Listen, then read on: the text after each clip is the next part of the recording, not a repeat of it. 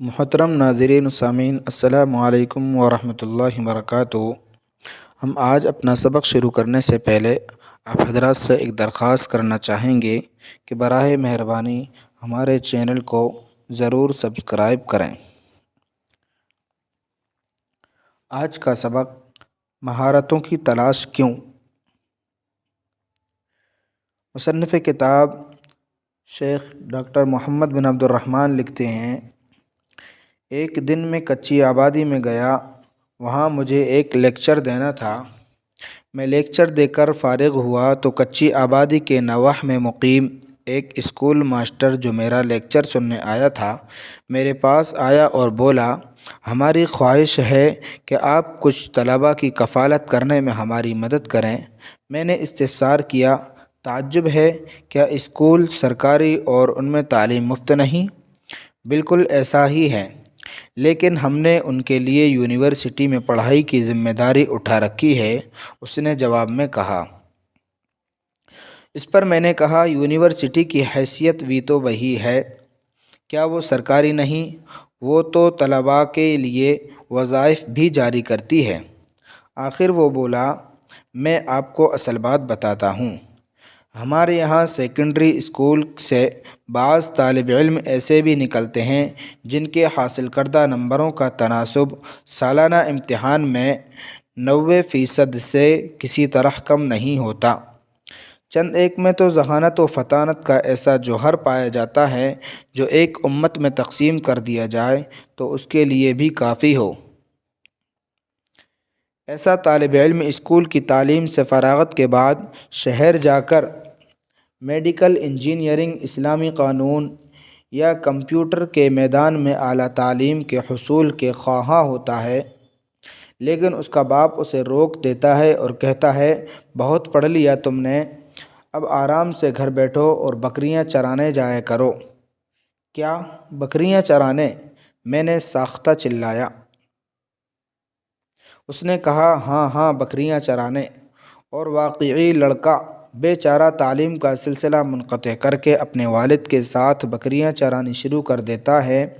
نتیجتاً اس کی تمام صلاحیتیں اور مہارتیں اندر دم توڑ دیتی ہیں۔ سال ہا سال یوں ہی گزر جاتے ہیں اور وہ بکریاں چراتا رہتا ہے۔ اس دوران شادی ہوتی ہے، بچے ہو جاتے ہیں جو اپنے والد کا طرز زندگی اپناتے اور بالآخر بکریاں چراتے ہیں۔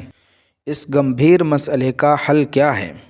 آپ نے اس کے متعلق کیا سوچا ہے؟ میرا سوال تھا۔ وہ بولا، ہمارے پاس اس کا حل اس کے سوا کچھ نہیں کہ ہم اس کے باپ کو قائل کرنے کی کوشش کریں کہ وہ بکریاں چرانے کے لیے چند 100 روپے کے عوض، جن کی ادائیگی کا ذمہ ہم اپنے سر لیتے ہیں، کوئی ملازم رکھ لے اور اس کا ہونہار بیٹا اپنی خداداد صلاحیتوں کو بڑھانے اور انہیں نکھارنے میں مصروف ہو جائے۔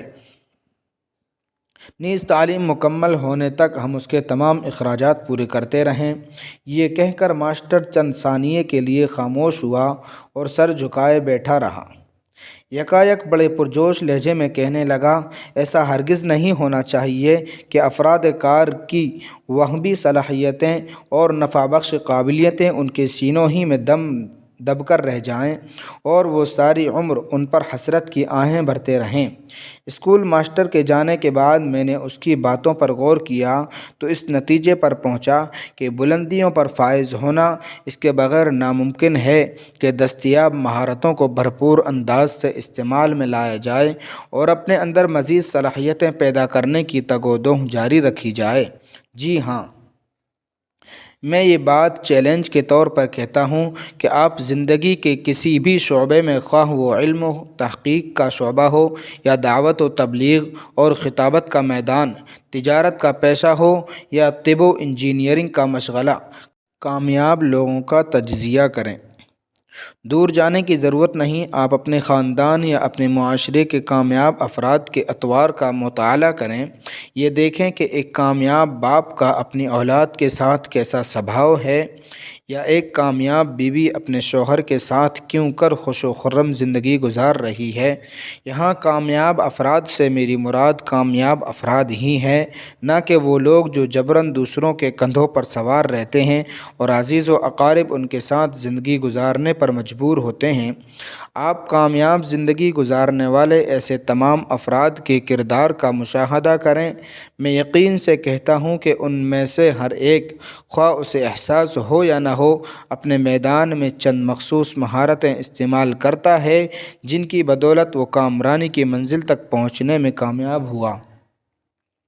بعض افراد فطری طور پر کامیاب ہنر استعمال کرتے ہیں، یہ بات ان کے مزاج کا حصہ ہوتی ہے، جبکہ بعض دیگر افراد مہارتیں سیکھ لیتے ہیں اور انہیں استعمال کر کے کامیابی سے ہمکنار ہوتے ہیں۔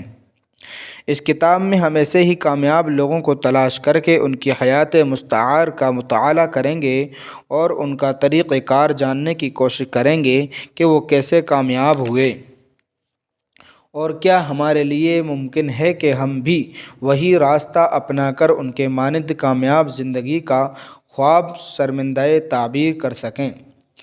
کچھ عرصے قبل میں نے دنیا کے ایک امیر ترین آدمی سلیمان راجحی کا انٹرویو سنا تھا۔ میں اس کے کوہ ساروں جیسے بلند عزائم اور شاندار افکار سے بے حد متاثر ہوا۔ وہ بے پناہ جائیداد کا مالک، ارب پتی انسان ہے۔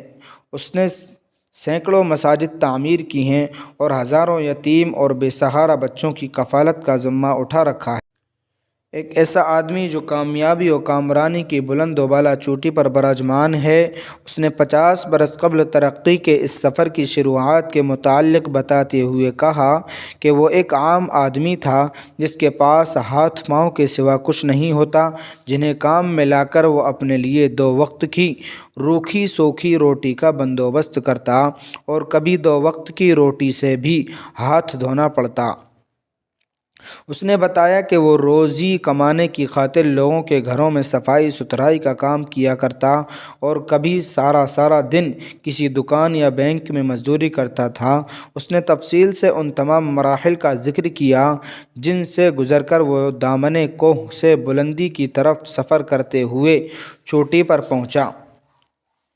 میں نے سلیمان راجحی کی مہارتوں اور صلاحیتوں پر غور کیا تو مجھ پر منکشف ہوا کہ ہم میں سے بیشتر افراد اللہ تعالیٰ کے فضل و کرم سے اس جیسی شہرت اور ناموری حاصل کر سکتے ہیں، لیکن یہ تبھی ممکن ہے جب ہر آدمی کچھ مخصوص ہنر سیکھے اور چند مہارتیں اپنائے، پھر ان پر سختی سے عمل پیرا رہے۔ ایک اور بات جو ہمیں مہارتوں کی جستجو پر اکساتی ہے، یہ ہے کہ بعض افراد میں بے پناہ تخلیقی صلاحیتیں موجود ہوتی ہیں، لیکن انہیں ان کا بالکل احساس نہیں ہوتا یا ان صلاحیتوں کو بیدار کرنے اور ان کے متعلق شعور دلانے کے سلسلے میں کوئی فرد ان کی مدد اور رہنمائی نہیں کرتا۔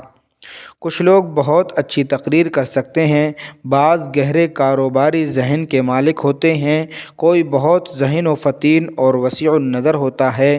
مشکل صرف ان قابلیتوں کے احساس کی ہے۔